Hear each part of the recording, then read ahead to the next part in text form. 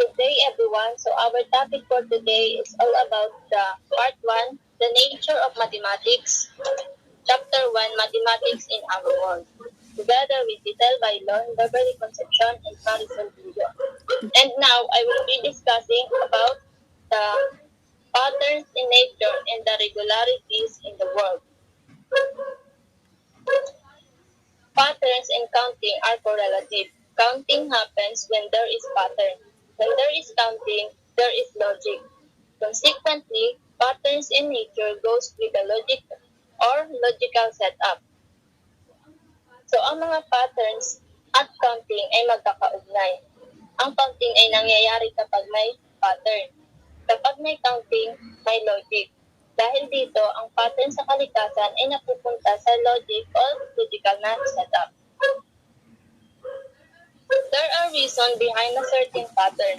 That's why, oftentimes, some people develop an understanding of patterns, relationships, and function and use them to represent and explain real-world phenomena. Kung sabi po dito, ito ang dahilan kung bakit madalas ang ilan sa mga tao ay nagkakaroon ng pangunawa sa mga pattern, relationship at function at ginagamit ang mga ito upang tumatawan at ipaliwanag ang mga totoong pangyayari sa mundo. Most people say that mathematics is the science behind patterns. Mathematics exists everywhere as patterns do in nature. Not only do patterns take many forms within the range of school mathematics, they are also an unifying mechanism. Karamihan daw po sa mga tao ay nagsasabi na ang mathematics ay ang science o agham behind the pattern. Ang mathematics po ay umiiral sa lahat ng bagay gaya ng mga pattern sa kalikasan. Hindi lamang ang mga pattern ay may maraming anyo within the range of school mathematics. And they are also a unifying mechanism.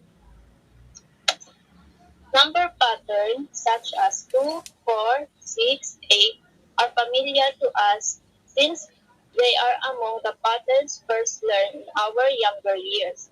As we advance, we experience number patterns again through the huge concept of function in mathematics, inside and outside school. But patterns are much broader and common anywhere, anytime. So, ang number patterns po ay tulad ng 2, 4, 6, 8. Ito po ay pamilyar sa atin dahil kabilang sila sa mga patterns na unang natututunan natin simula nung tayo ay bata pa lamang. Pinararanasan daw pumuli natin ang number pattern sa pamamagitan ng malaking konsepto ng mga function sa mathematics sa loob at labas ng paaralan. Ngunit ang mga pattern ay mas malawak at karaniwan kahit saan at kahit anumang oras. Pattern can be sequential, spatial, temporal, and even linguistic. The most basic pattern is the sequence of dates in the calendar, such as 1 to 3 to 30 being used month after month. The 7 days in a week, Sunday, Monday, Tuesday, Wednesday, Thursday, Friday, and Saturday. And the 12 months, January, February, March, April, May, June, July, August, September, October, November, and December. And the regular holidays in a year, New Year's Day, Valentine's Day, Holy Week, Labor Day, Independence Day, National Heroes Day, Ramadan, All Saints Day, Bonifacio Day, Christmas Day, and Rizal Day.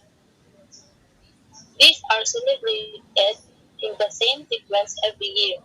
All these phenomena create a repetition of things or events called regularities. Ang mga ito po ay ipinagdiriwang sa pare-parehong pagkakasunod-sunod bawat taon. Ito ay lumilikha ng pag-uulit ng mga pangalan o kaganapan na tinatawag na regularidad. In this world, a regularity, Collins 2018, is the fact that the same thing always happens in the same circumstances, while a pattern is a discernible regularity in the world or in a man-made design. As such, the elements of a pattern repeat in a predictable manner. So, sabi po, sa mundong ito daw, ang isang regularidad ay ang katotohanan na ang parehong bagay ay palaging nangyayari sa parehong mga pangyayari. Habang ang isang pattern naman ay isang nakikitang regularidad sa mundo o sa isang disenyong gawa ng tao. Dahil dito, umuulit ang mga elements of pattern in a predictable manner. Patterns in nature are visible regularities of form found in the nature world. These patterns occur in different contexts and can sometimes be modeled mathematically. Ang patterns in nature naman po ay nakikita mga regularidad ng form na natatagpuan sa natural na mundo. Ang mga pattern po na ito ay umuulit sa iba't ibang konteksto and sometimes it can be modeled mathematically. Natural patterns include symmetries, trees, spirals, meanders, waves, cones, tessellation, rocks, and stripes. Sa natural patterns po, ang mga symmetry, trees, spiral, meanders, waves, cones, tessellations, rocks, at stripes ay dito po siya nabibilang sa natural pattern. Geometric pattern is a kind of pattern form of geometric shapes typically repeated like wallpaper design. In algebra, there are two common categories of patterns, the repeating pattern and the growing pattern. Regularity in the world states the fact that the same thing always happens in the same circumstances. Ang geometric pattern naman ay isang uri ng pattern na binubuo ng mga geometric na hugis at karaniwang inuulit tulad ng wallpaper design. So sa algebra daw po, there are common categories of pattern. The repeating pattern and the growing pattern. Dito daw po sa mundo ay nagsasakaat ng katotohanan na ang parehong bagay ay palaging nangyayari sa parehong mga pangyayari.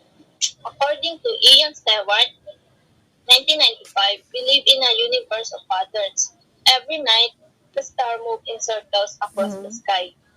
The seasons cycle at yearly intervals.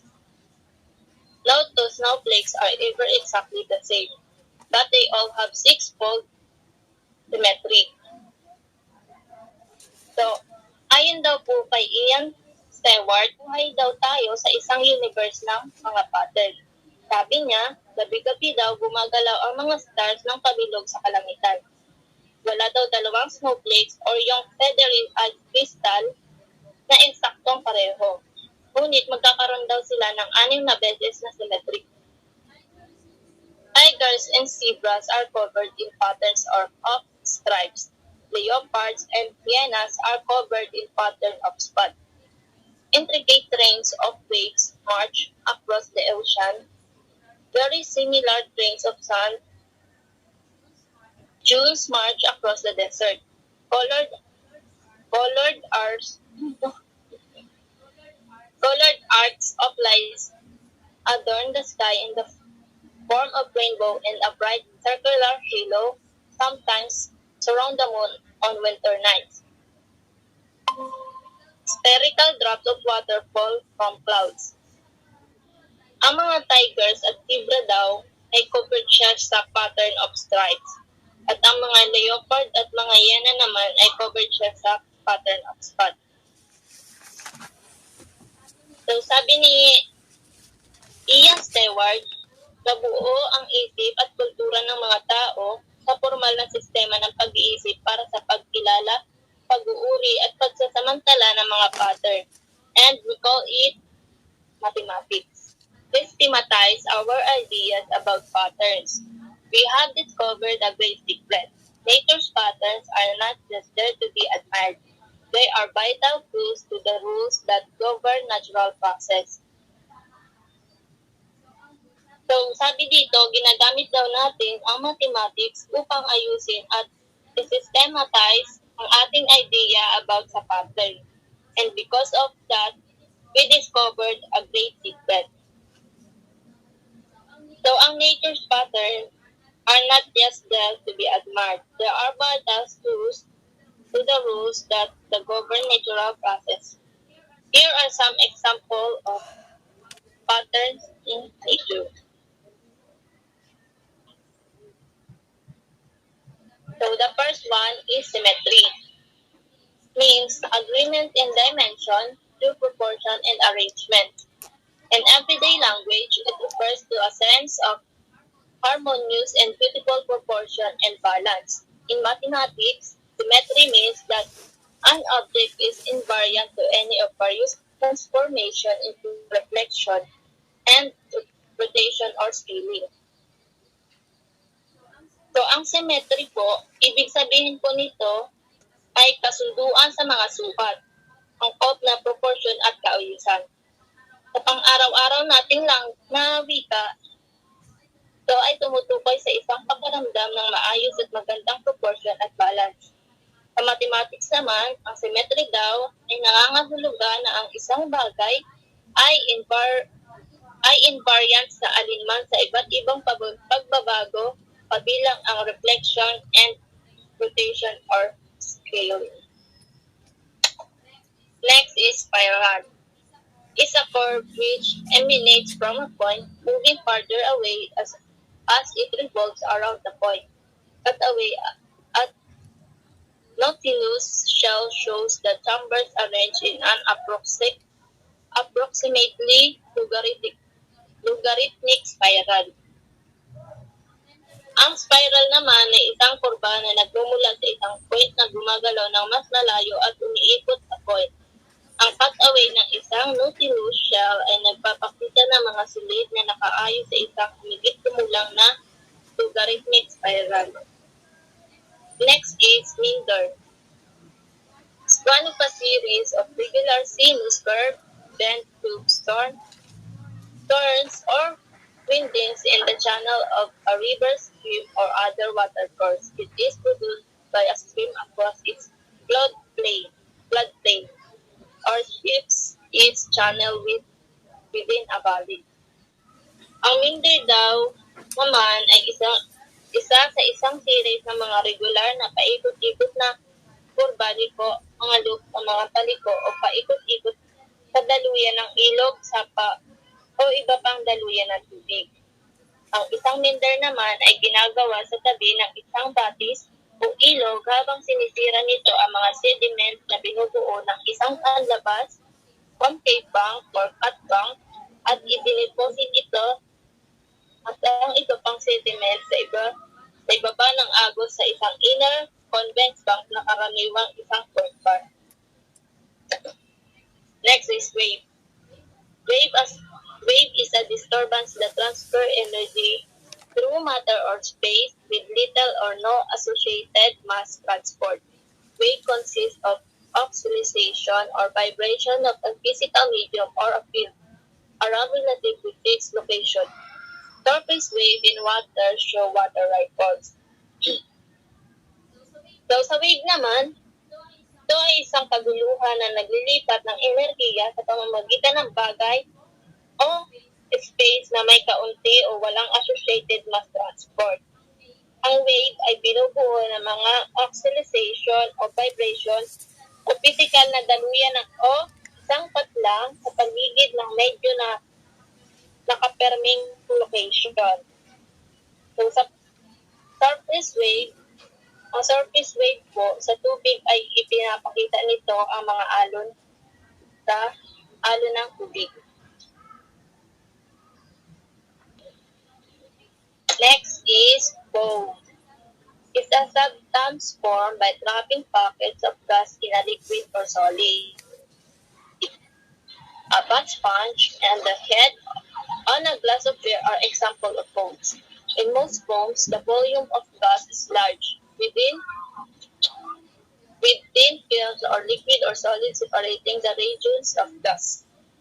So foam are also known as suds. So ang foam naman Ito ay isang sangkap na nabuo sa pamamagitan ng pag-trap ng mga packets ng gas sa isang liquid or solid. Ang butt sponge at head on a glass of beer ay mga halimbawa ng foam. Ang soft foam po ay also known as TADS, transversus. Next is tessellation. Tessellation of a flat surface is the tiling of a plane using one or more geometric shapes called tiles with no overlaps and no gaps.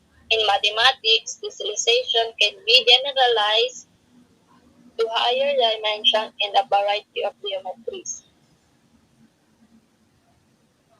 So, ang tessellation naman ay isang flat surface na it's tiling of a plane gamit ang isa o higit pa ng mga geometric na hugis na tinatawag na mga tiles na walang overlap at walang gaps. Sa mathematics naman, ang tessellation ay maaaring gawing pangkalahatan sa mas mataas na sukat at iba pang geometries.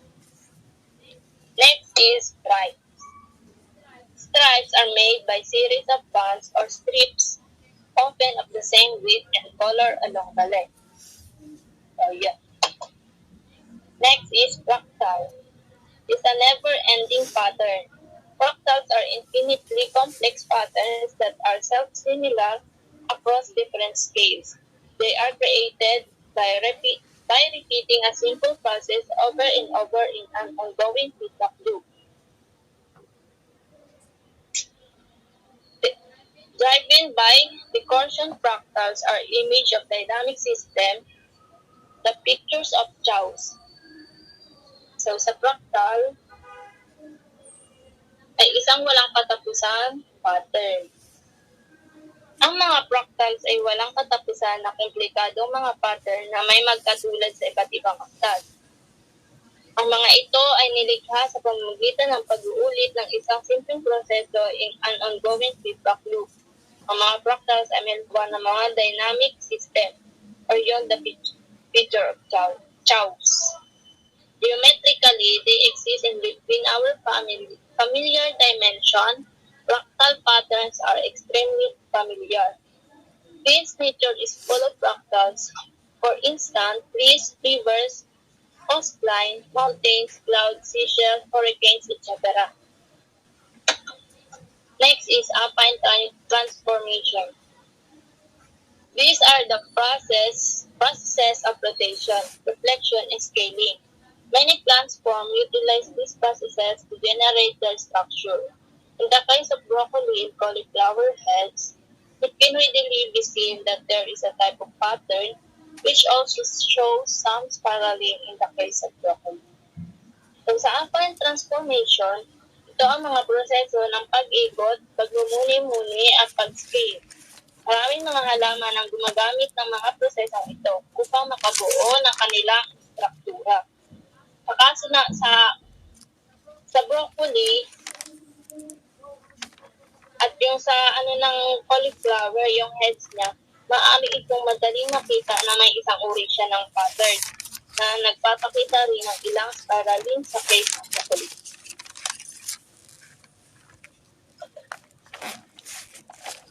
What is happening cauliflower head is perhaps not so obvious, but in the case of a fern, the rotating pattern is very evident. Each branch appears to be a smaller version of the main plant and so on, a smaller scale. So, sabi po, ang nangyayari sa ulo ng cauliflower daw ay marahil hindi kaya. Ang nangyayari daw sa ulo ng cauliflower ay marahil hindi halata, ngunit sa kaso ng isang pako, ang umiikot na pattern ay napakamaliwanag. Ang bawat sangay ay mukhang isang mas maliit na bersyon ng pangunahing halaman at iba pa sa mas maliit na mga strips. The following pictures show patterns and regularities in nature. So yan po, first is sunflower. Next naman is Yena spots. Yung mga pindok-pindok kapalat niya. Next is snowflakes and snail shell. So, sa snail shell, nakikita na agad yung patterns niya. Yung fluid. Then, tiger stripes.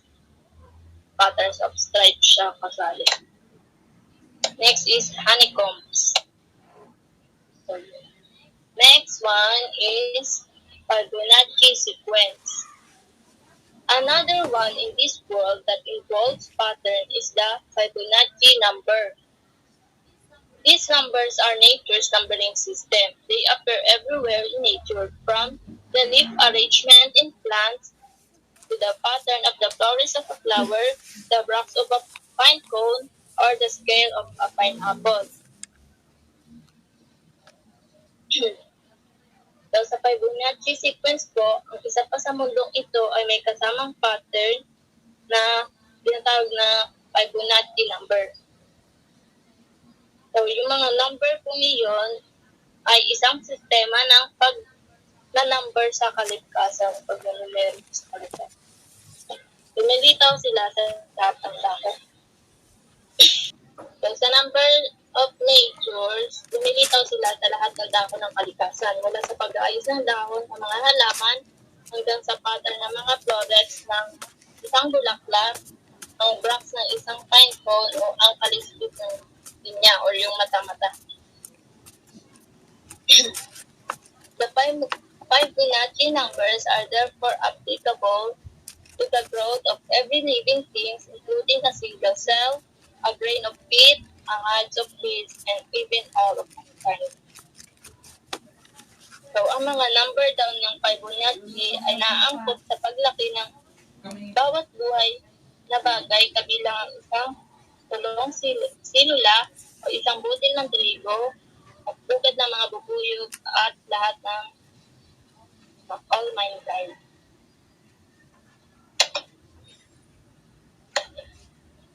In mathematics, the Fibonacci numbers are the numbers in the following integer sequence called the Fibonacci sequence, and characterized by the fact that every number after the first two is the sum of the two preceding ones. So, the 1, 2, 3, 5, 8, 13, 21, 34, 55, 89, and 144. The sequence if n of Fibonacci numbers is defined by the recurrence relation. If n is equal to fn minus 1 plus fn minus 2 with seed values. F1 is equal to 1 and F2 is equal to 1. The next is F1 is equal to 1 and F3 is equal to 1. So, yun. The first 6 Fibonacci numbers Fn or n is equal to 0, 1, 2, 6, 10. So, yan, nakikita nyo na lang yan sa table. George Dvorsky highlighted that the famous Fibonacci sequence has captivated mathematicians, artists, designers, and scientists for centuries, also known as the Golden Ratio. Its ubiquity and astounding functionality in nature suggests its importance as a fundamental characteristic of the universe.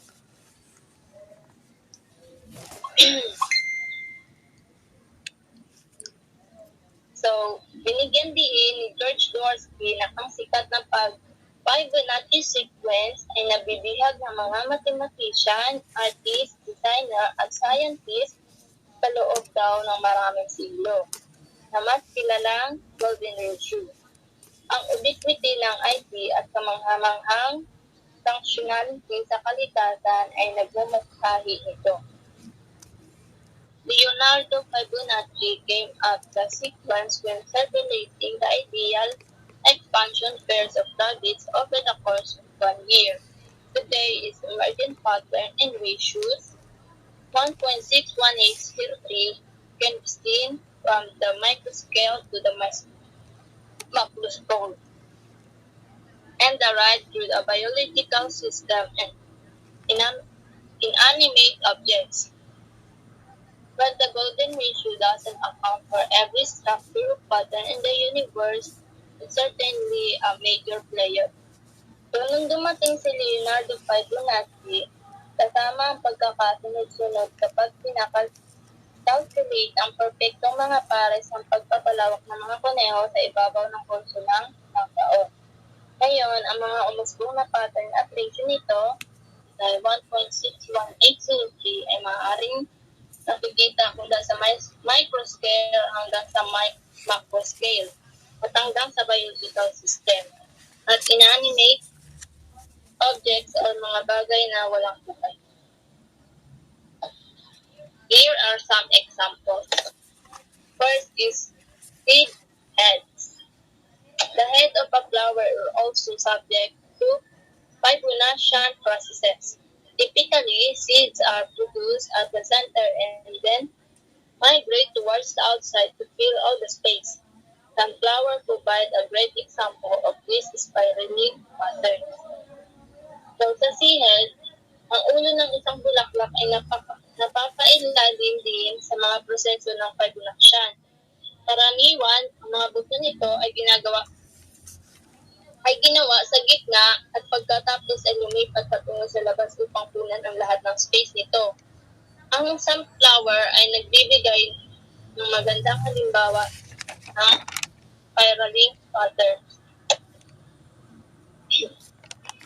Next is pine cones.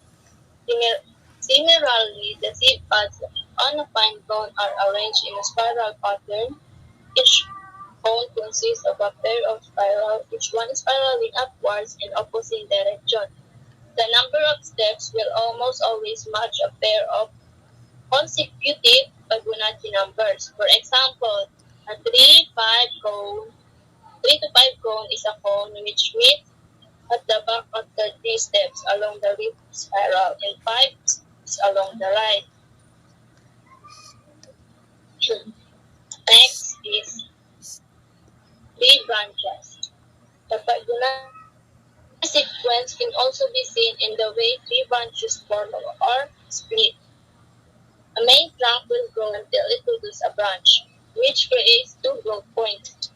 Then, one of the new stem branches into 2, while the other one lies dormant. This pattern of branching is repeated for each of the new stems. A good example is the easily reward growth system and given algae exhibit.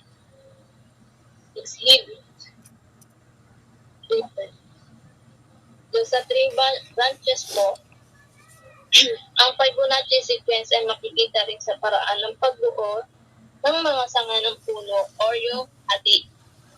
Ang isang pangunahing puno ng kahoy ay lalago hanggang sa ito ay makagawa ng sangay na lumilikha ng 2 points o ng paglago.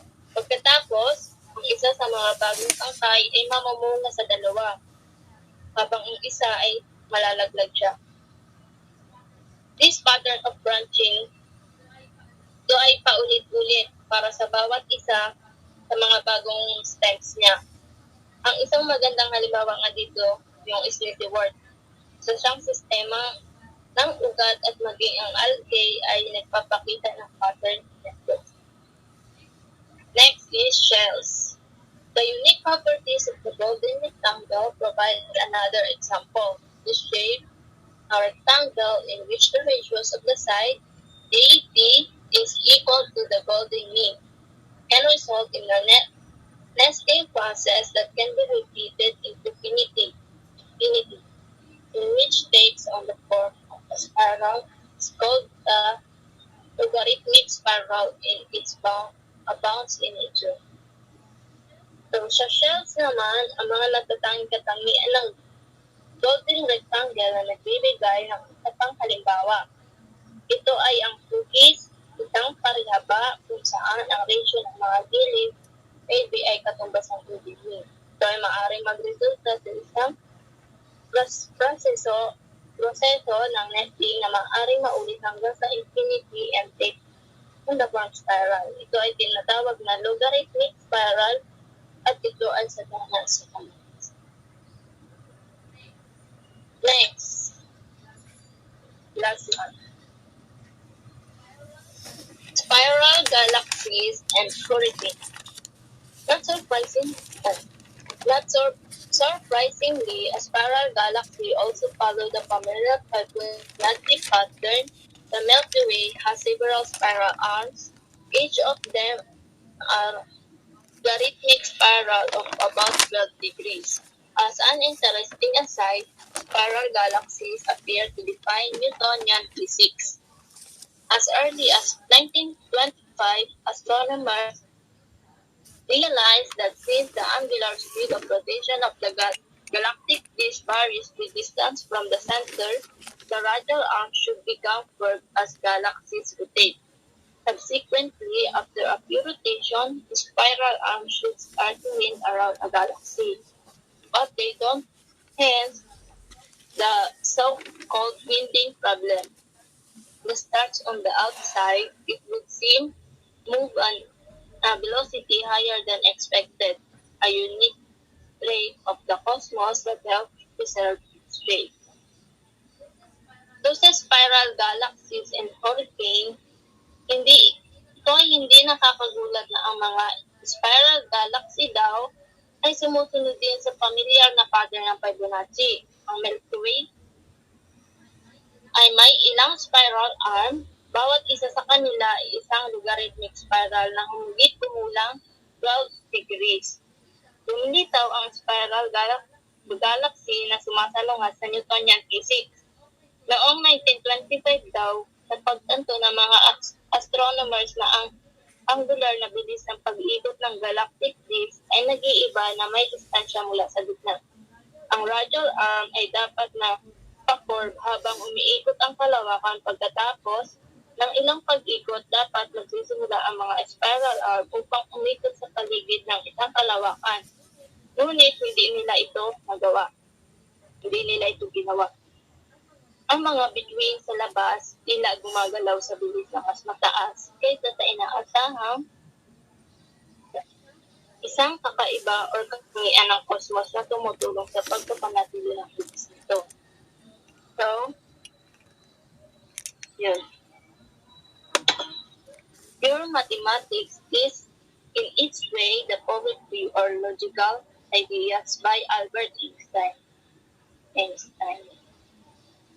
So it means that one seeks the most general ideas of operation which will bring together in simple, logical, and unified form is the largest possible circle of formal relationship.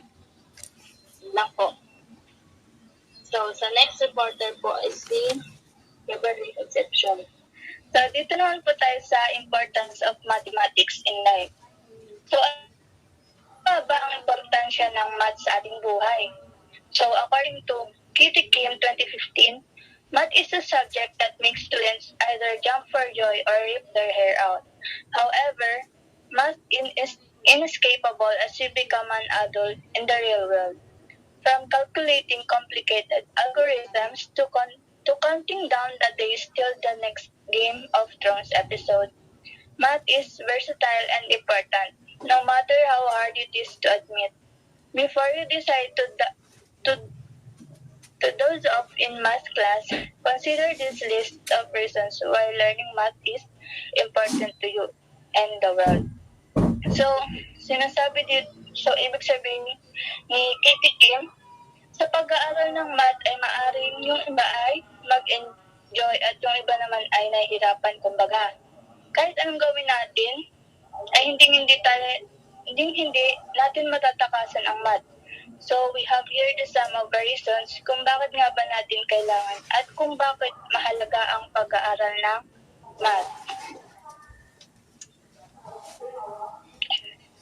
So, first one is the restaurant tipping. After you have finished eating at a restaurant, it is common to courtesy to pay your waiter a generous tip. You need to have the most basic math skills to calculate how much a 15% or 20% tip would be. Tipping your waiter shows your appreciation for his service and ultimately benefits the restaurant too. So, sinasabi dito na common na yung pagbibigay natin ng tip sa waiter para mapakita natin ng appreciation natin sa servisyo na binibigay nila sa atin. So, sa pamamagitan ng math, makakalkula natin kung magkano nga ba yung 15% or 20% na may ibigay natin sa kanila. Next, Netflix film viewing. Let's say you have approximately 1 hour until you have to leave to go somewhere very important, like your job or your grandmother's birthday party. You really want to fit in a couple Netflix episode before you leave, but you don't know how many you will be able to watch. You need to figure that out. For example, an episode of Friends on Netflix is about 20 minutes. So you'll be able to fit 3 episodes in that hour. Simple as it is. But just made your hour 100 times better. So, ibig sabihin po dito, halimbawa, may importante kang lakad. Tapos, may natitira ka na lang na 1 oras bago mag-umpisa yung lakad mo or yung pupuntahan mo. Tapos, naisip mo na, ay gusto ko pang manood ng episode nito. So, kakalkulahin mo gamit ang math. Kakalkulahin mo kung ilang episode ba yung kaya mong mapanood sa loob ng 1 oras. Next.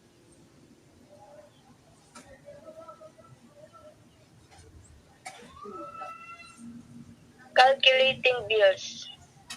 If you aren't already, we will all be homeowners and car owners one day. With ownership comes the major responsibility of staying on top of mandatory payments like taxes, mortgage, and insurance.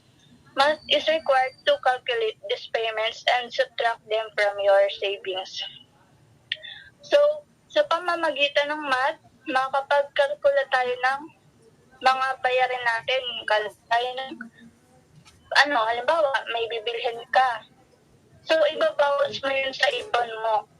So, kailangan pa rin talaga ng ating buhay.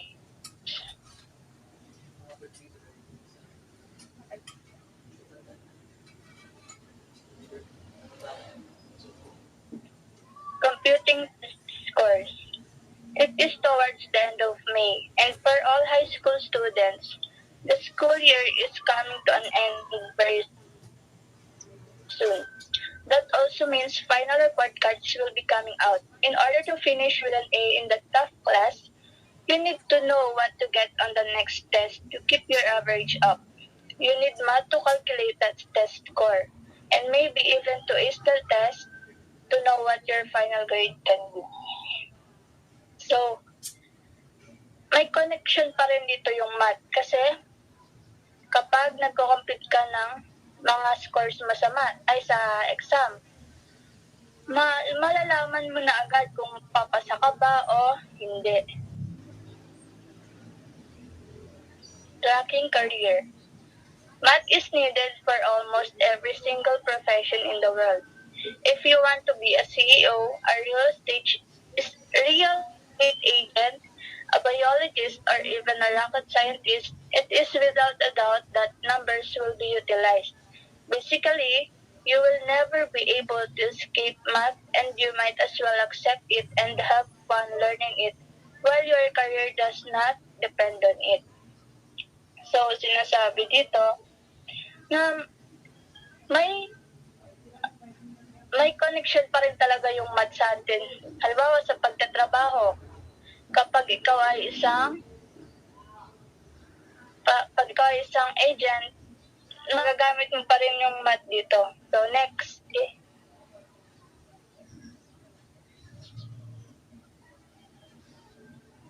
Next is doing exercise. Getting in shape and staying fit means achieving your health goals. Maybe you want to meet a personal goal by the end of the month. You need math to know how many more reps to curl or how many seconds to cut off your mile time or how many more pounds to lose to achieve that goal. So, kapag nag-exercise ka, kailangan mo pa rin ng math. Halimbawa, bibilangan mo yung, sabi nga dito, bibilangan mo kung ilan pang reps or ilang ulit pa yung gagawin mong curl-ups or how many seconds to cut off your mile time. Kung ilang segundo ba kung ilang segundo ba ang gagawin mo para sa exercise na yon. Or ilang pounds ba ang kailangan mong malose to achieve na goal na gusto mo. Next is the handling money. Another aspect of growing up into a young adult is opening and managing a bank account. It is important to be accurate in math to care for your precious savings, making sure there are no mistakes. So, sa pamagitan na ng math, makakalkula mo kung magkano na ba yung savings mo, kung paano nababawasan, kung magkano na yung nababawas mo para hindi ka magkamali o hindi ka malilito sa savings mo. Next. Making countdowns. So, importante talaga to, yung math dito. For many, this will be the most important reason on the list to know math. So, you can count down the days until school is over and summer starts. So, magagamit mo talaga yung math dito kasi sa pamamagitan ng math, matututo kang magbilang ng, halimbawa, kung ilang araw na lang bago magtapos ang school year or kung ilang araw na lang bago yung birthday mo, kung ilang araw na lang bago mag-start ang summer. Next, baking and cooking. Baking and cooking are hobbies enjoyed by many. In order to prevent unexpected results, you have to know the difference between a quarter of a cup from a quarter of a teaspoon. Baking plus cooking equals fractions equals math. So, malaking bagay ang math dito kasi sa pamamagitan ng math, makakalkula mo yung kung ilan bang teaspoon or cups or spoon yung gagamitin mo sa paggagawa mo ng isang dessert or kahit ano pa man na gusto mong gawin. Next. Surfing internet. Ultimately, without math, how would you be reading this article online at this exact moment? How would you be able to tweet to your friends or post on Instagram from last night? We have math to thank for establishing technology and the social media that consumes our lives. So, dito, binibilang mo naman yung oras mo na makukonsume sa pag-surf sa internet. Kung halimbawa, makaka 3 hours ka or 5 hours, something like that. Next.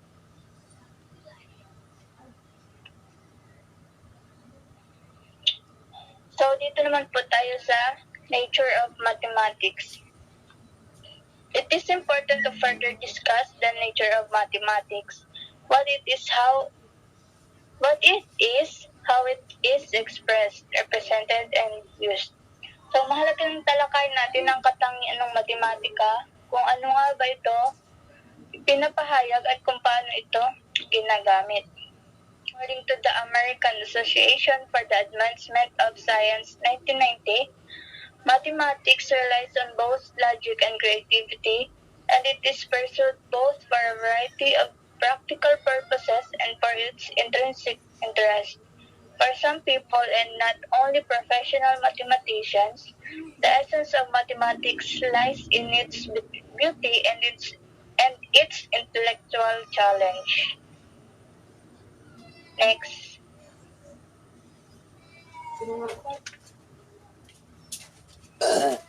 So the first one is the pattern and relationships. Mathematics is the science of patterns and relationships. As a theoretical discipline, mathematics explores the possible relationships among abstractions without concern for whether those abstractions have counterparts in the real world. The abstractions can be anything from strings of numbers to geometric figures to sets of equations. So, ang matematika daw ay isang science of patterns and relationships. Bilang isang theoretical na disiplina, ginalugad ng matematika ang mga posibleng ugnayan sa pagitan ng mga abstraction ng walang pag-aalilangan o pag-aalala. Para sa kung ang mga abstraction ay may mga katapat sa totoong mundo, ang mga abstraction ay maaaring anuman mula sa mga strings of numbers to geometric figures to sets of equations.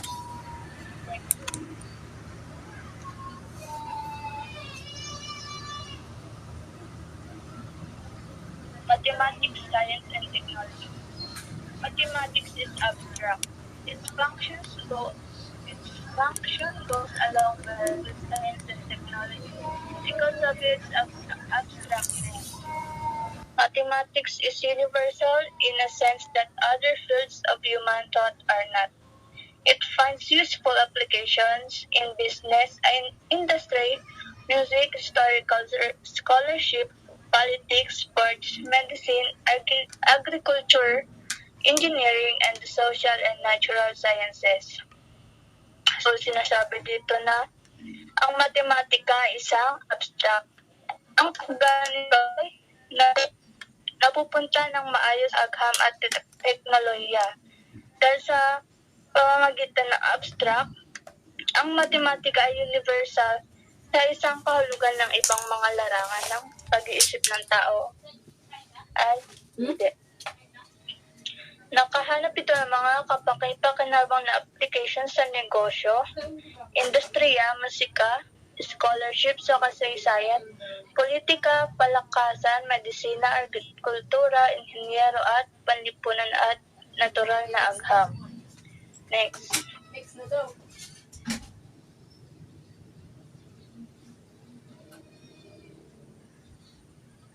Mathematical inquiry. Normally, people are confronted with problems. So, karaniwan daw ang mga tao ay na may mga problema. In order to live at peace, these problems must be solved. Upang mamuhay ng payapa, ang mga problema ito ay dapat na malutas. Using mathematics to express ideas or to solve problems involves at least 3 phases. Paggamit ng matematika daw ay upang ipahayag ang mga ideya upang malutas sa mga problema ay nasasangkot ng hindi bababa sa 3 yugto or phases. So first one is representing some aspects of things abstractly. Kumakatawan sa ilang aspeto ng mga bagay na abstract. The second one is manipulating the abstractions by rules of logic to find new relationships between them. So, pagmamanipula ng mga abstractions sa pamamagitan ng mga alituntunin ng logic upang makahanap ng mga bagong relation sa pamamagitan ng mga ito. At pangatlo, seeing whether the new relationships say something useful about the original things. So, tingnan kung ang bagong mga relasyon ay nagsasabi ng isang bagay na kapaki-pakinabang tungkol sa mga original na bagay. Next, abstraction and symbolic representation. Mathematical thinking often begins with the process of abstraction. That is noticing a similarity between two or more objects or events. So, ang pag-isip daw ng matematika ay madalas na nagsisimula sa proseso ng abstraction. Ibig sabihin, napansin ang pagkakatulad sa pagitan ng dalawa o higit pang mga bagay o kaganapan. Aspects that they have in common, whether concrete or hypothetical, can be represented by symbols such as numbers, letters, other marks, diagrams, geometrical construction, or even words. Whole numbers are abstractions that represent the size of set of things and events or order of things within a set. The circle as a concept is an abstraction derived from human faces, flowers, wheels, or spreading ripples. The letter A may be an abstraction for the surface area of objects of any shape, for the acceleration of all moving objects, or for all objects having some specified property. The symbol plus represents a process of addition, whether one is adding apples or oranges, hours or miles per hour. Abstraction. Abstractions are made and not only from concrete objects or processes. They can also be made from other abstractions such as kinds of numbers, even numbers for instance. Next, manipulating mathematical statements.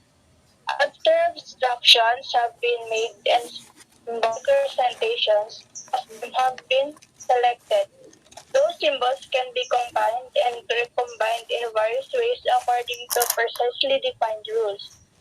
Typically, strings of Yes. symbols are combined into statements that express ideas or propositions. Propositions. So, matapos nga magawa ang mga abstraction at mapili ang mga simbolikong representasyon ng mga ito, ang mga simbolo na iyon ay maaring pagsamahin at muling pagsamahin sa iba't ibang paraan ayon sa tiyak na tinutukoy ng mga panuntunan. Karaniwan, ang mga strings of symbols are kino-combine into statements that expresses ideas of propositions. So, for example, the symbol A for the area of any square may be used with the symbol S for the length of the square side to form the proposition A equals S squared. This equation specifies the area is related to the and also that it depends on nothing else. Halimbawa, ang symbol A ay for the area of any square na maaaring gamitin kasama ng symbol S para sa haba ng gilid ng pagsukat upang mabuo ang proposition A equals S squared. Tinutukoy ng equation na ito kung paano naugnay ang lugar sa area na related sa side and also implies that it depends on something else na wala itong nakasalalay sa iba. And the last one is action. Mathematical processes can lead to a kind of model of a thing, from which insights can be gained about the thing itself. Any mathematical relationships arrived at by manipulating abstract statements may or may not convey something truthful about the thing being modeled. So, ang mga proseso ng matematika ay maaaring humantong sa isang uri ng modelo ng isang bagay, kung saan maaaring makakuha ng mga insight tungkol sa mismong bagay. Ang anumang matematika pagmamanipulate ng isang abstract na pahayag ay maaaring maghatid o hindi ng isang bagay na makatotohanan tungkol sa bagay na ginagaya. Next, for example, if 2 cups of water are added to 3 cups of water and the abstract mathematical operation 2 plus 3 equals 5 is used to calculate the total. The correct answer is 5 cups of water.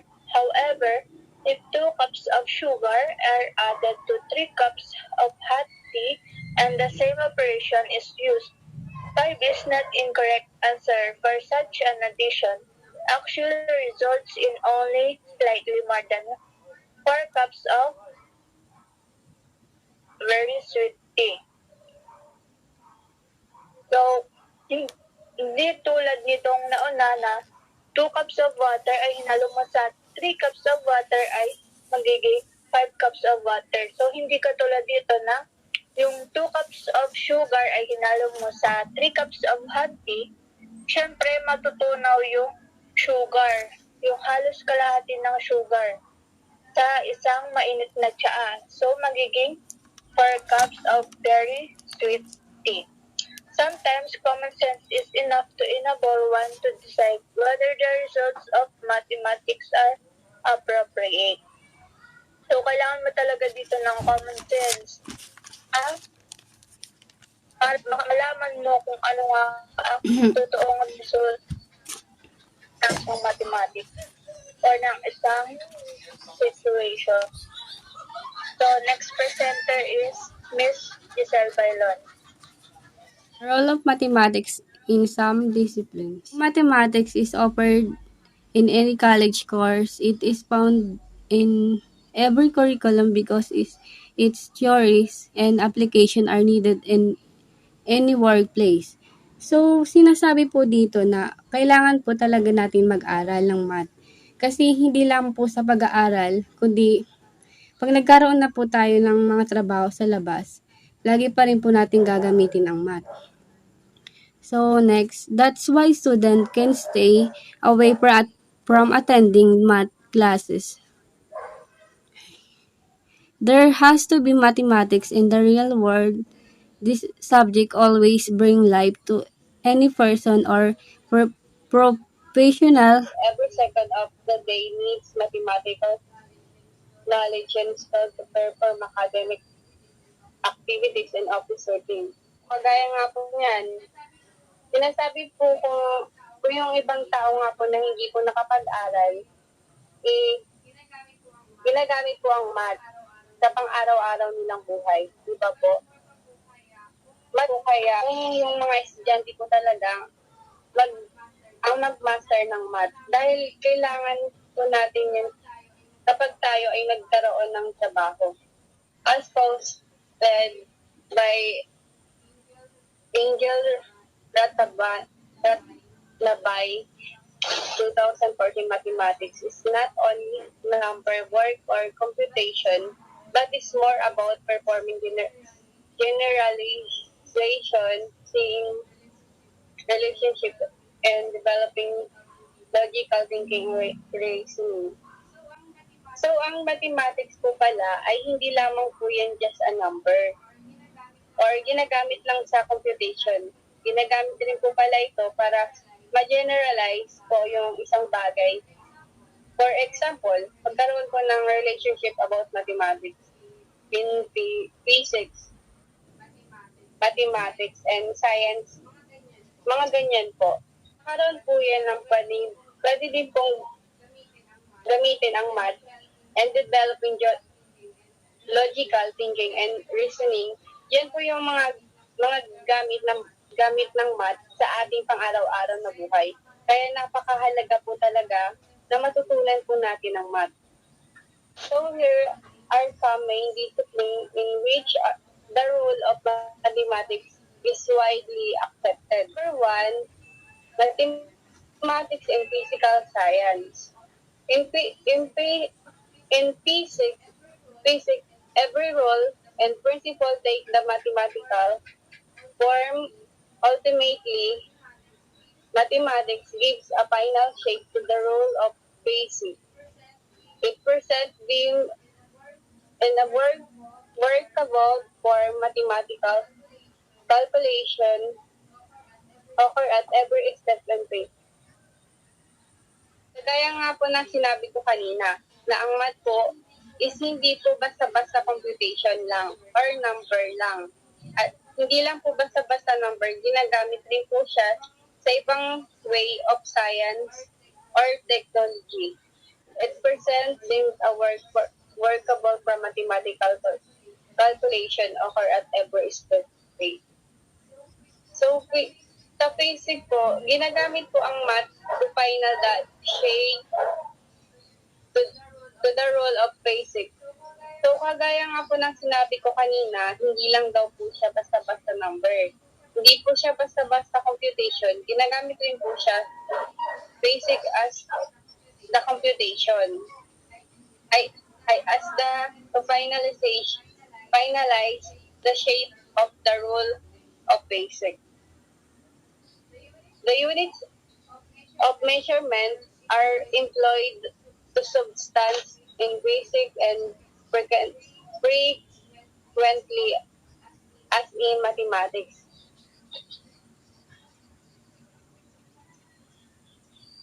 The Charles law of expansion of gaze are based upon mathematical calculation, graduation of the stem of thermometer, and then the conversion of scales is also a mathematical work.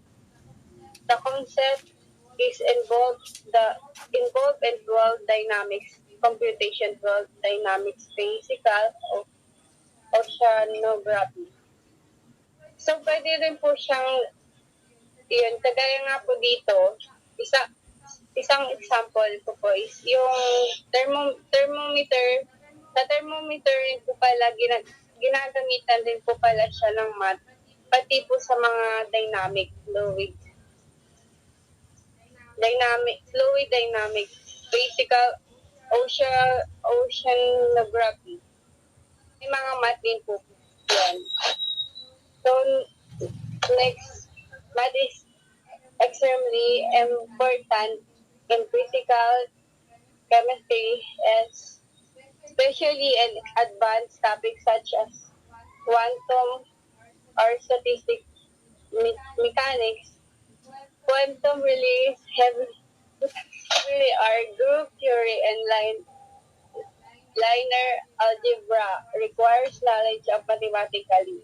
Basically, topics such as Hilbert space and Hamiltonian operators, statistical mechanics relies heavily on probability theory.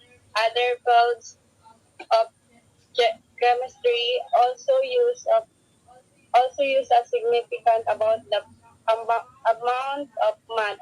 For example, most modern IR and MR spectroscopy of machine used to Fourier transform to obtain spectra. Even biochemistry has important topics which really heavily on math such as bending theory in kinetics.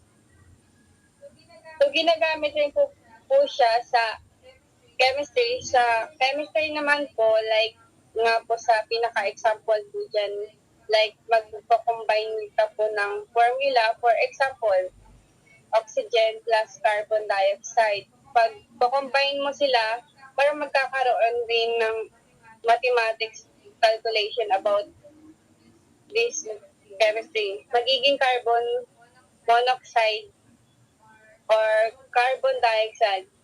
Ganyan po yung yan po. Next is mathematics in biological science.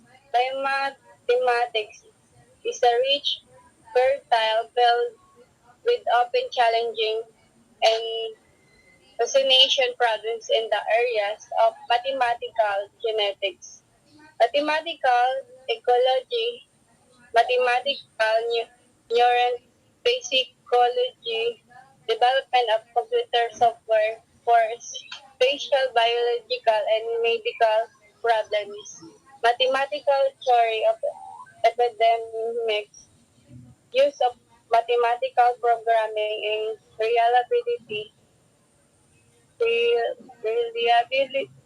theory in biosciences, and mathematical problem in biomechanics, bioengineering, and bioelectronics. So, ginagamit rin po ang math sa biological science. Example nga nito, gagawa ka ng gamot ng isang tao. For example, Solmiox. Ganyan. Gagawa ka ng medicine, hindi lang po basta-basta inimbento yung Solmiox na yan. Ito yung ilalagay natin na ganyan. Hindi mo basta-bastang sasabihin na ganyan. Siyempre, pero pag ginagamitan pa rin po niya ng calculation, which is kailangan pa rin po math at sukat kung gaano karami ang ilalagay na chemical para mabuo po ang damot na solmio. Yan. Example ko po, yan. Ganyan. Hindi lang po siya biological science. Meron din po siya na biological engineering, biological, ginagamitan po yan ng math. So, ganyan ka-importante ang math sa pang-araw-araw po nating buhay. Kasi, dun po pa lang sa tatlong labi ko na rule of mathematics, may imagine na po natin na talagang napakahalaga ng math po sa ating buhay. Mathematics in engineering and technology. The use of mathematics in engineering is very well known. It's considered to be the foundation of engineering. And engineering deals with surveying, labeling, designing, estimating, construction, or etc. In all this process, application of mathematics is ever important by the application of geometric principle to design and construction. The durability of things constructed can be increased. With its help, result can often be verified in engineering. Mathematics in engineering and technology, ito daw po ay napakahalaga sa engineering as a technology. Ang mathematics, bakit ko po nasabi yun? Bakit po nasabi nila yan? So, bibigyan ko na lang po kayo ng scenario para madali pong intindihin. For example po, civil engineering. Construct po siya ng bahay.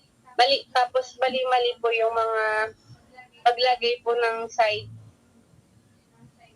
po niya. For example po, yung side niya po ay 1 centimeter. Sa kabila naman po ay 2 centimeter. Tapos yung sa kabila ay 3 centimeter sa may baba po. May tendency po na gumuho yung isang building or yung construction niyang bahay dahil sa pamali-mali niya po ng computation. Ganyan po yung napakahalaga po talaga ng math sa engineering. Then, sa technology po, napakahalaga din po niyan. For example, po na lang po is yung mga motor po natin. Kagaya po ng Aerox. Sa Aerox po, may doon po tayong tinatawag na aerodynamic. Yung aerodynamic na yan, kapag tumatakbo ka po sa isang highway o example, sa highway, tumatakbo ka, napakahalaga po ng aerodynamic kasi po, doon napasok ng hangin. Na kailangan di po tayo kung tatakbo tayo ng mabilis, hindi po tayo maano ng hangin. Kumbaga, lulusot lang yung hangin. Yan. Yan po yung kahalagaan ng aerodynamic. So, ginagamitan din po ng mathematics and engineering construction yan sa technology. Next is mathematics in agriculture. It needs agriculture As a science depends extensively on mathematics, it's made a direct application of mathematics, such as measurement of land or area, average investment and expenditure, average return of income, production per unit area, cost of labor, time and work, seed rate, etc. Progress of the farm can be judged by drawing graphs of different items of production. So, agriculture, yun po pala, ginagamit po ang math, ginagamitan po pala ng math. So, ginagamit din po pala ang math. Kapag nga po niyan, kunwari sa land ng area. Pag, pag tataniman kung gaano ang sukat niya, kung gaano ang haba ng kailangan din po niyang gamitan ng measurement which is kailangan po ng math. Ganyan din po siya sa mga nagtatrabaho. Yan. Kung hanggang anong oras po sila magtatrabaho, gagamitan ng mathematics, computation, para po malaman po natin kung magkano po yung salary nila or kikitain nila sa isang maghapon. Next is mathematics and economics. The level of mathematically literacy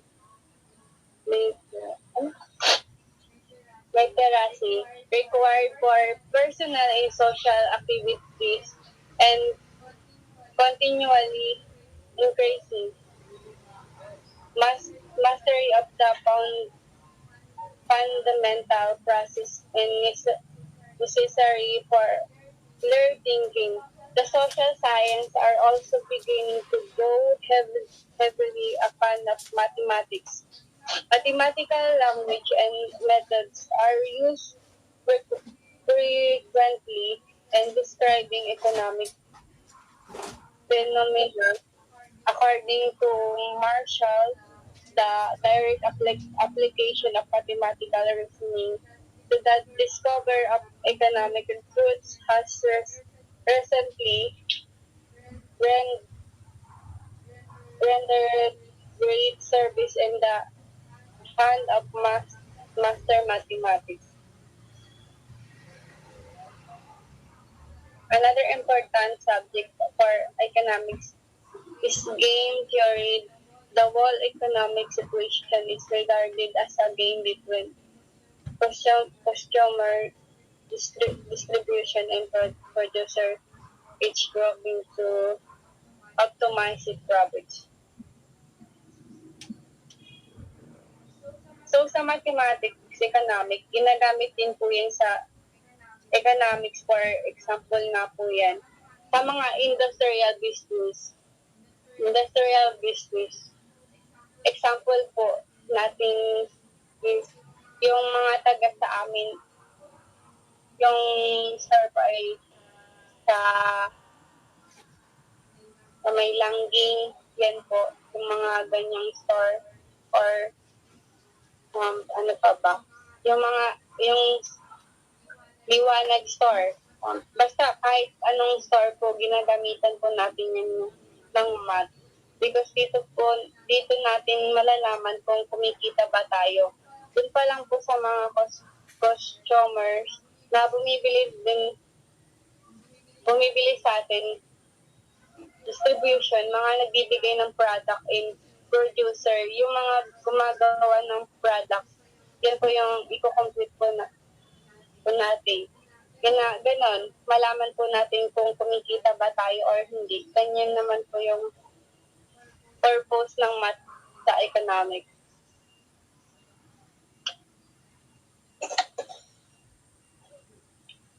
Mathematics and psychology. The great education in service state is not only possible, but necessary that mathematics be applied to psychology, now experimental, has become highly mathematical due to its concern with such factors as intelligence, potent standard deviation, median mode, correlation, coefficient, and probable error statistic analysis that only reliable method of tracking social and psychological phenomena until mathematicians entered into the field of psychology. It was nothing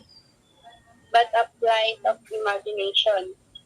So, psychology, in-apply na rin po nila ng math.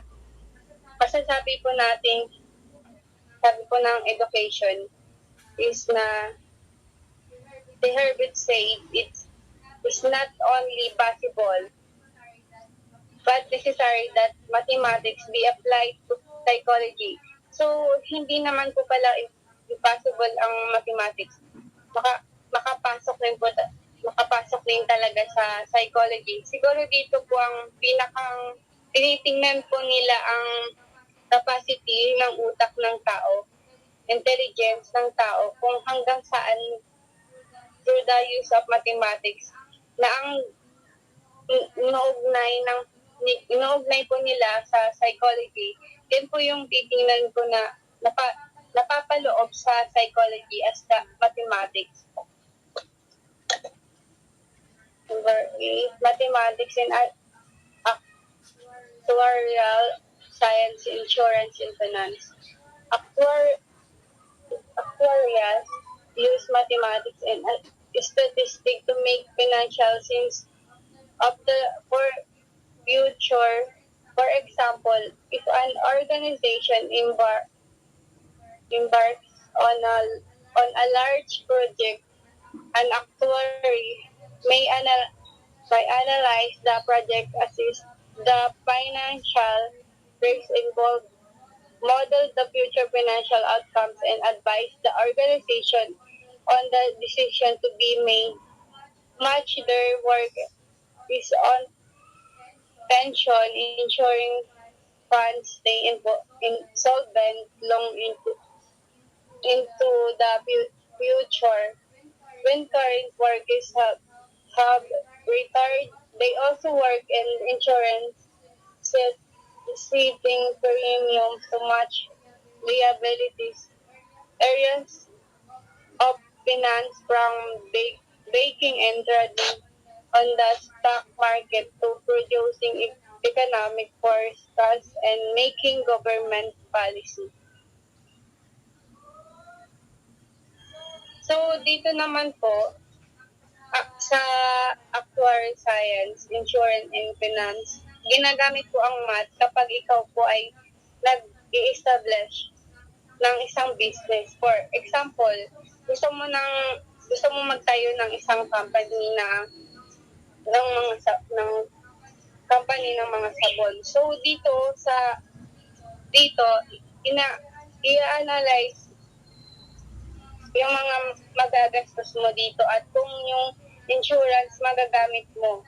Tapos yung mga structural ng buong pangkalahatan ng gastos mo, i-construct mo po nila yan. Gagamitan po nila ng mathematics kung talagang kikita ka ba sa isang company na gagawin mo dito. Na gagawin mo. So, dito, papasok yung decision mo kung yun ipagpapatuloy mo ba o hindi. Dahil nakaka-calculate mo na lahat ng mga gagastusin mo. Yan po, gagamitin din po yun sa mathematics, insurance, and finance. Mathematics and archaeology. Archaeologists use a verified of mathematically and statistically techniques to present the data from archaeology survey and try to distinguish patterns and the result that she light on past human behavior.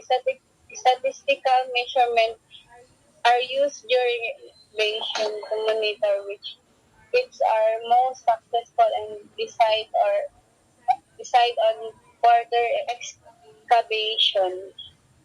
Find are analyzed using statistical and numerical methods to spot patterns in the way the archaeology record change over time and geographically within a site and across the country. Archaeologists also use statistics to test the reliability of their interruption. So ginagamit rin po ang mga ng mga archaeologists, ang mga mathematics sa way po ng pag-analyze pag-analyze po nila ng survey to distinct patterns and their result the she in light or past human behavior.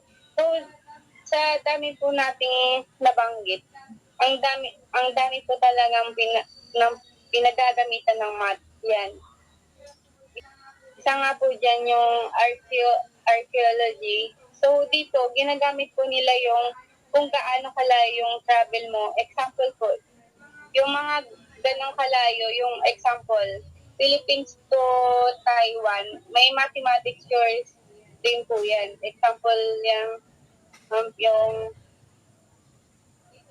dito lang po sa lugar po natin, sa Tagkawen to Del Gallego, mga 8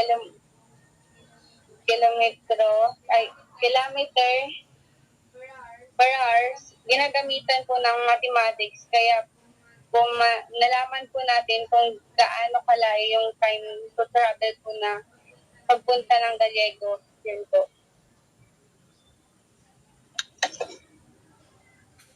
Mathematics and logic. Allenberg says geometry is a practical logic because in its rules of reasoning are applied in simple and sensible manner. Pascal says logic has borrowed the rules of geometry. The method of avoiding error is sought by everyone. The logician prefers to live the way the geometers alone reach it, and aside from their science, there is no true demonstration. P.J. Kaiser, symbolic logic is mathematics. Mathematics is symbolic logic, the symbols and methods used in the investigation of the foundation of mathematics can be transferred to the study of logic. They help in the development and formulation of logical laws. So, mathematics, ginagamit rin po yan sa mga logic. Yan, example nga po, is sinasabi po ni Allenberg, geometry is a practical logic because in its rule of reasoning are applied the symbols and manner. So, yung mga example na nabanggit dito, for example po ay x equals y or a equals b, yung mga ganyan pong symbolize na po na para maunawaan kung ano po yung magiging formulate ng isang math or ano pong magiging value nun. Example, what is the value of x? What is the value of y? Mga ganyan po sa math. Yes, sa sinasabing logic. Then next, the great mathematician say, music, heading exercise, and arithmetic of a mind, unconscious of deadline, which number. Pythagoras say, where harmony is, there are numbers. Calculation are the roots of all sort of advancement in different disciplines. The rhythm that we find in all music notes in the result of innumerable permutations and combination of subsword. So, pati na rin po pala sa music, ginagamitan na ng math. Kung familiar po kayo sa do, re, mi, fa, sol, la, si. Yung mga ganyan po, may mga math rhymes po pala base on the rhythm, the rhythm and harmony, yung mga high note and low note, yun po yung mga ganyan po. Sa pitch, yung mga pitch ko ng kanta ng number din. By number din po pala yan. Hindi lang po basta-basta makinig lang po kayo ng kanta. Yan na po yun. Ginagamitan din po pala yan ng number para sa ma-construct po ang harmony and rhythm.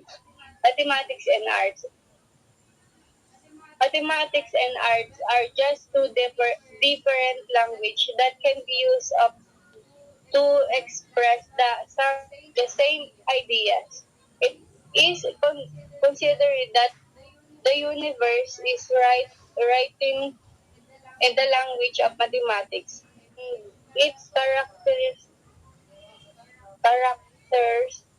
are triangles, circle, and other geometric figures. The old was based on geometry. Even the bit of human architecture and engineering was based on mathematics. Artists who strive and seek to study nature must therefore first fully understand mathematics. Appreciation of rating, proportion, balance, and symmetry postulate a mathematical mind. So, sa pinakang madali sa mathematics in arts is yung pagguhit ng mukha. Yung pagguhit ng mukha ng isang tao. Hindi lang po yung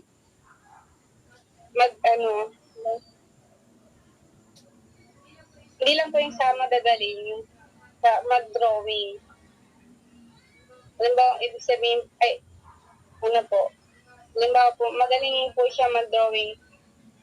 Masasabi po natin na magaling po siya mag-drawing. Sabihin na lang po natin yan. Magagawa nila hindi nila basta-basta ginagawa yan dahil ginagamitan din po yun ng math. Paano ko po nasabi?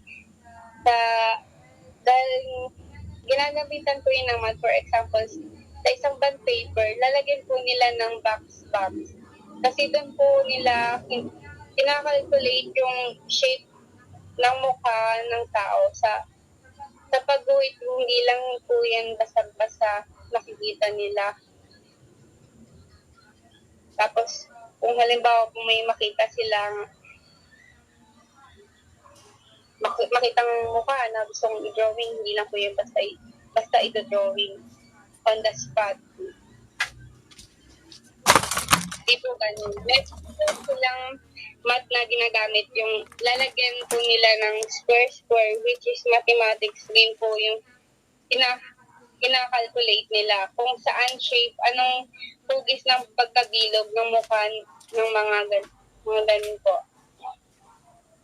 Mathematics philosophy, the function of mathematics in the development of philosophical touch has been very active by the great educationist service In, in his word, the real finisher of our education is philosophy, but it is the office of mathematics toward of the daycare of philosophy. Mathematics occupies a central place between natural philosophy and mental philosophy.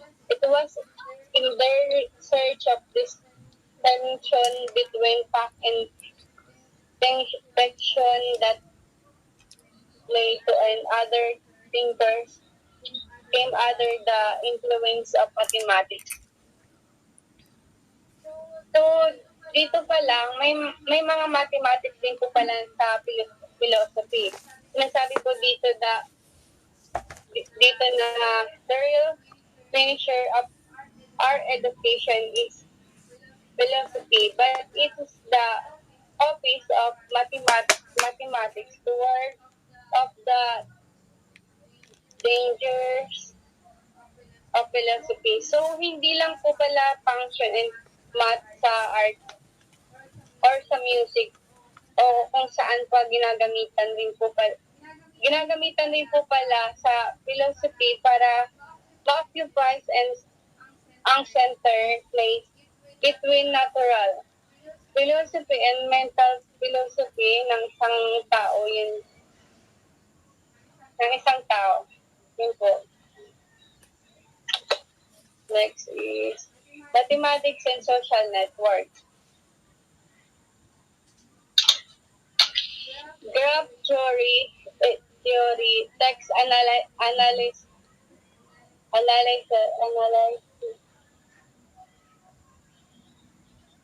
multi-dimensional scaling and cluster analysis, and variety of special models are some mathematical techniques used in analyzing data or variety of social networks.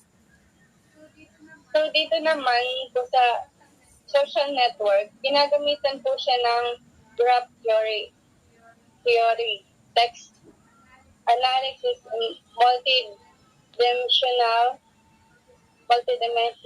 scaling and cluster analyzing, and variety of special models are some mathematical techniques used in analyzing data on a variety of social network.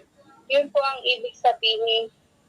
Ang ibig sabihin po niyan, ginagamitan po ng social network ng mga theory, text analysis, mga example, pag mag-model po kayo ng isang example po natin, hindi lang po basta-basta buhat-buhat yung buhok. Gagamitan din po pala ng ruler or paano yung fix ng camera. Gagamitan din po ng measurement para lang kapaganda ang isang video clip and ang isang model ng shampoo. Yan. Ginagamitan ng math po yan. Next. Mathematics and political science. In mathematical political science, we analyze past election results to see change in voting patterns and in the influence of various factors on voting behavior, on switching of votes among political parties and parties, and mathematical models for conflict resolution. Here we make use of the game theory. So dito po sa mathematical and political science, ginagamitan din po siya ng math. For example po to mathematics and linguistics, the concept of structure and transformation are as important for linguistics as they are for mathematics. Development of machine languages and comparison with natural and artificial language require a high degree of mathematically ability and information theory, mathematically biology, mathematically psychology, and etc. are all needed in the study of linguistics. Mathematics has had a great influence or research in literature and deciding whether a given poem or essay could have been written by a particular poet or author. We can compare all of the characteristic of given composition with the characteristic of the poet or other works the author with the help of a computer. Sa mathematics in linguistics, ginagamit rin po yan para makapag-develop po tayo ng mga languages sa machine comparison with the natural artificial language require yan, require po. Yan po yung ginagamit rin po sa mathematics and linguistics. Mathematics and management. Mathematics and management is a great challenge to imaginative minds. It is not meant for routine thinkers. Different mathematical models are being used to discuss management problems of hospital, public and health pollution, educational planning and administration, and similar other problems of socialization.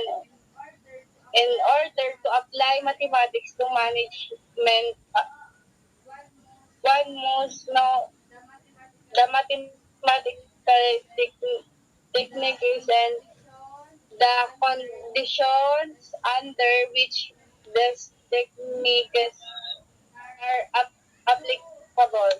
So, mahalaga rin po pala talaga ang math. For example, sa isang pasilidad ng hospital, kinulang po sa oxygen, kinulang po sa sasakyan, tapos mag-request po sila sa government paano po sila makaka-request. So, gagamit po tapo ng computation for the purpose of the fund, kung magkano pong kukunin mo, magkano po yung kukunin mong fund sa government upang magkaroon kayo ng magandang sustento ng hospital ninyo. Either kung public hospital po yan, syempre sa public government po tayo hihingi ng financial. Mathematics and computers. An important area of application of mathematics is in the development of formal mathematical theories related to the development of computer science. Now, most application of mathematics to science and technology today are the computers. The foundation of computer science is based only on mathematics. It includes logic, relation, function, basic theory, contability, and counting arguments, proof techniques, mathematical induction, graph theory, combination, discrete probability, distortion, recurrence relation, and number theory. Computer-oriented numerical analysis, operation, research, techniques, modern management, techniques like simulation, Monte Carlo program, evaluation research techniques, critical path method, development of new computer language, study of artificial intelligence, development of automated theory, etc.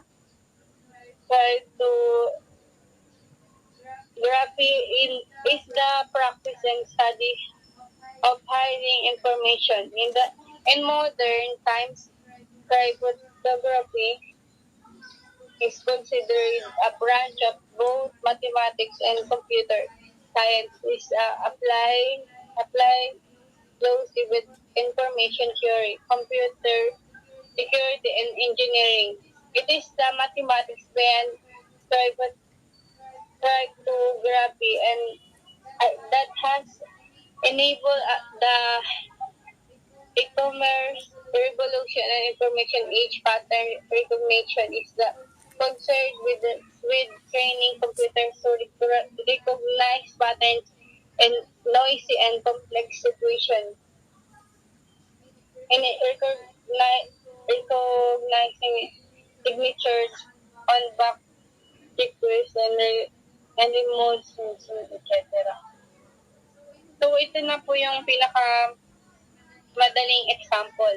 So, sa computer talaga, ang pinaka main po talaga ay talagang kailangan natin ng mathematics computer.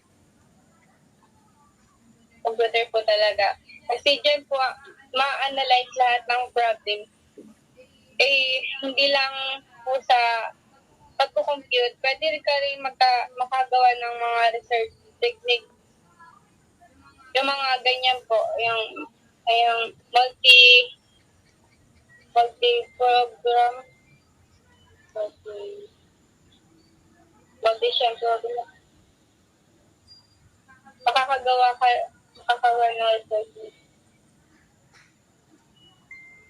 Kasi halos lahat ng computer na po talaga bumabase kasi kaya yan po yung ginagamit po ng mga mathematics. Mathematics and geography. Geography is nothing but a scientific and mathematics description of our Earth in its universe, the dimension and magnitude of Earth, its situation and position in the universe, the formation of days and nights, lunar and solar eclipse, latitude and longitude, maximum and minimum rainfall, etc. are some of the numerous learning areas of geography which need the application of mathematics. The survey instrument in geography have to be mathematically accurate. There are changes in the fertility of the soil, change in the distribution of forests, change in ecology, which have to be mathematically determined in order to exercise desirable control of them. Indeed, mathematics exists everywhere in any program, course, or subject. It is something that we can never do away with. It is always a part of human endeavor, mathematics, and universal. So, dito naman po sa geography,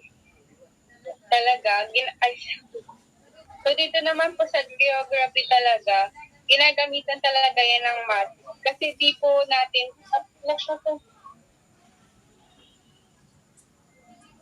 natin malalaman ang sukat ng isang mundo. For example, yung mga gaano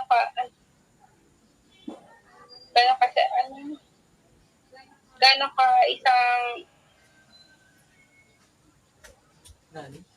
motivation ng isang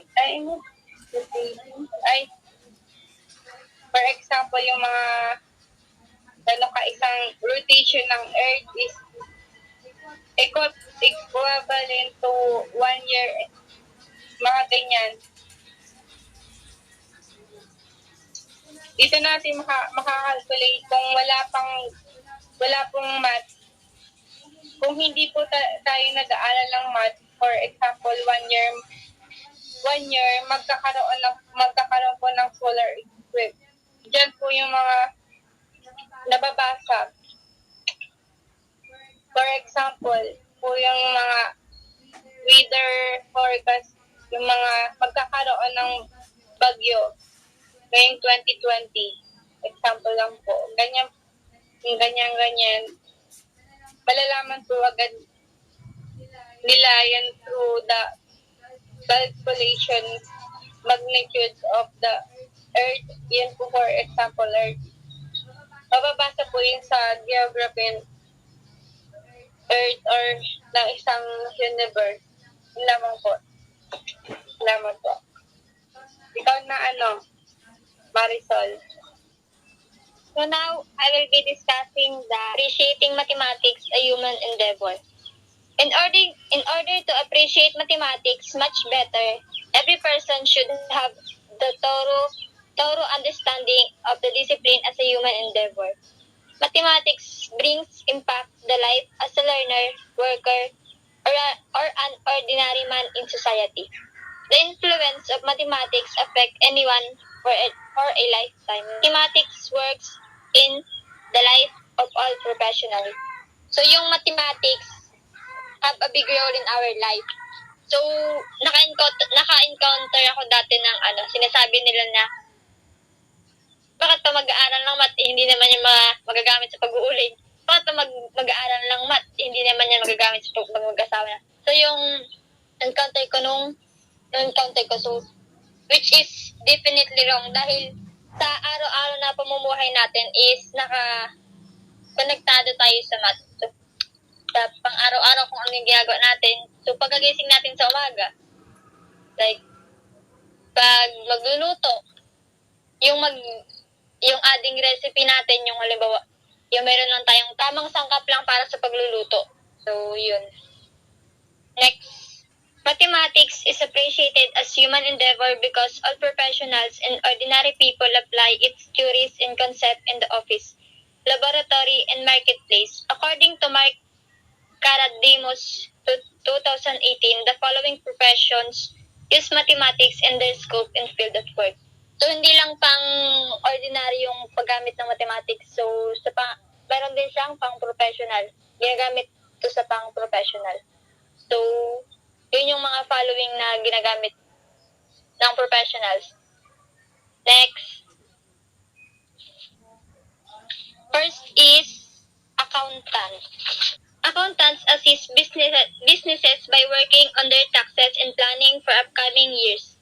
They work with the tax codes and form, use formulas for calculating interest, and spend a considerable amount of organizing paperwork. So, pag accountants, so more on we all know na more on counting yung accountants. They use a form, tapos mga formulas, calculating yung interest nila sa pagtatrabaho. So, next is agriculturist. Determine the proper amounts of fertilizer, pesticides, and water to produce bountiful amounts of food. They must be familiar with chemistry and mixture problems. So, sa agriculture, ang ginagamit nila yung math sa paraan ng, so pag naghahalo sila ng mga, halimbawa, fertilizers, so may tamang sukat din yun. Halimbawa sa water, kung gaano karami yung tubig na ilalagay sa pag-mix ng fertilizers gaya ng pesticides. So, dapat din familiar with chemistry and mixture problems. So, yun yung mga mixture nila sa mga fertilizers. Architects design buildings for structural integrity and beauty. They must know how to calculate loads for finding acceptable materials in design which involve in calculus. So, mga architects naman, yung mga design sila. So yung architecture, so naghahanap sila ng calculate nila yung acceptable materials para sa design nila. So yung para sa yung suitable na design para dun sa suitable material para dun sa gagawin nilang design. Next. Biologists study nature to act in concert with the with it since we are very closely tied to nature. They use proportion to count animals as well as use statistics and probability. So tayo, we are close sa mga biologists. They study nature. So, very close tayo sa nature.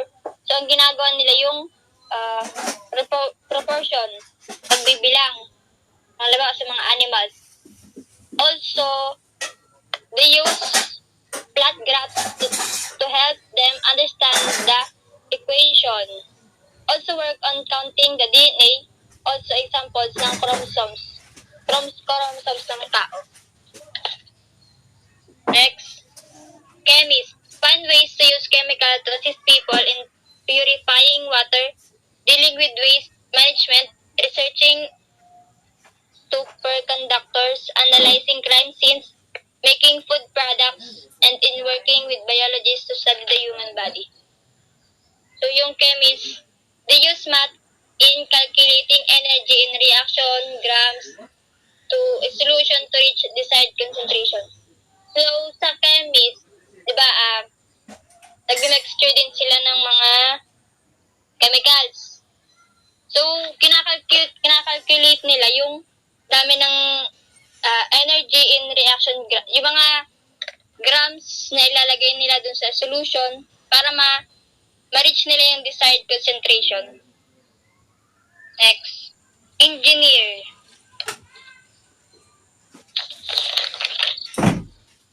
Chemical, civil, electrical, industrial, material, build products, structures, system like automobiles, building, computer, machine, and planes, to name just a few examples. They cannot escape the frequent use of a variety of calculus. Geologists use mathematical models to find oil, study earthquake. So yung mga engineers, so, di ba, ang engineers, they build buildings.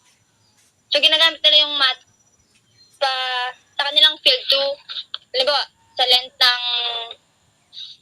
ng location, halimbawa yung,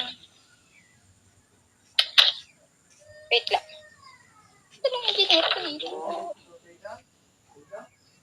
Halimbawa, yung mga materials na gagamitin, so kinakalculate nila yung bawat gagamitin na materials sa pag-build ng building. So, yun. Next. Lawyers. Review cases using complicated lines of reason. That skill nurtured by high-level math courses, they also spend a lot of time researching cases, which means learning relevant codes, laws, and ordinances. Building cases demand strong sense of language with specific emphasis of hypothesis and conclusion. So, ang lawyer, pinag-aaralan din nila yung case nila para, example, ito naman yung mga problem solving nila para maipanalo nila yung case na kanilang hawak.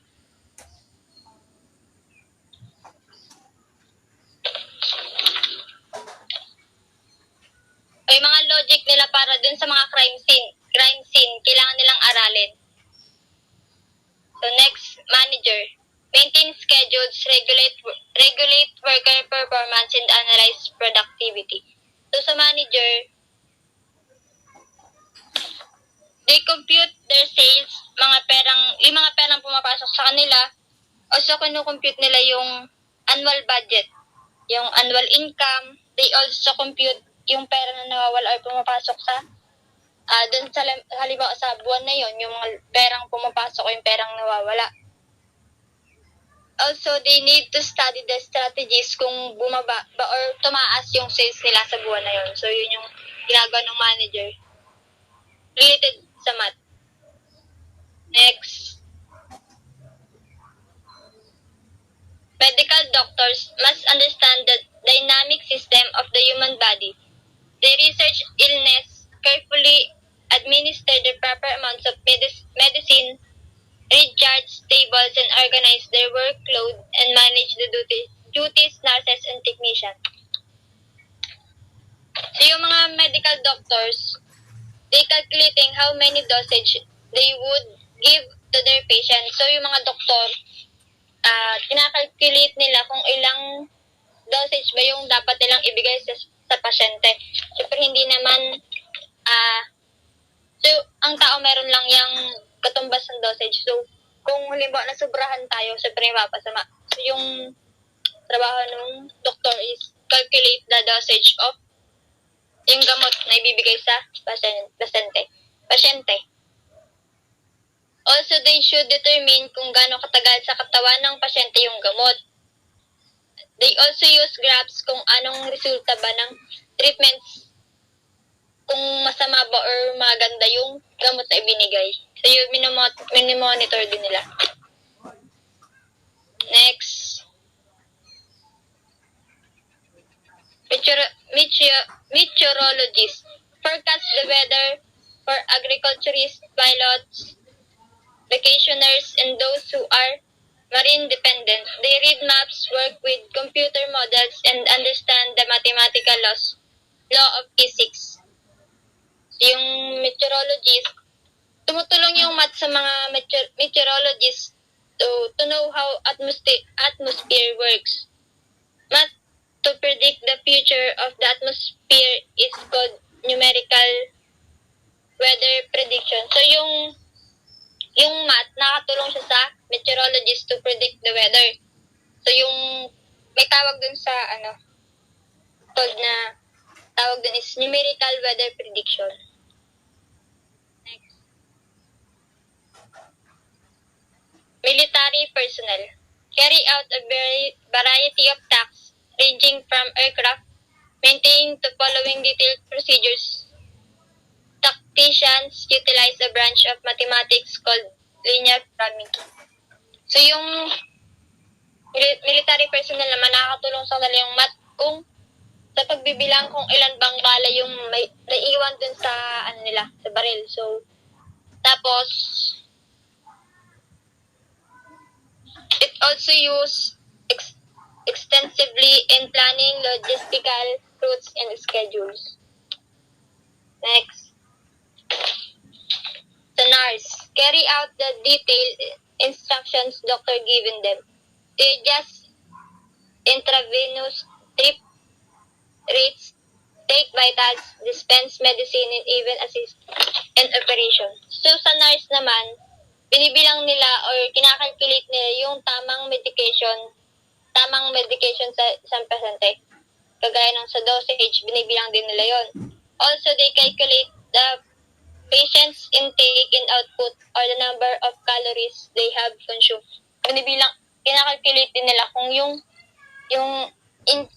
input at output ng mga calories ng pasyente sa bawat araw. Next. Politicians help solve the social problem of our time by making complicated decisions within the confines of the law, public opinion, and hopefully, budgetary history. So, ang role ng mathematics sa mga politician is yung halimbawa, bibigay ng budget yung gobyerno sa proyekto sa isang barangay. So, kukumpitin nila kung gaano ba kalaki yung magagastos para sa isang proyekto.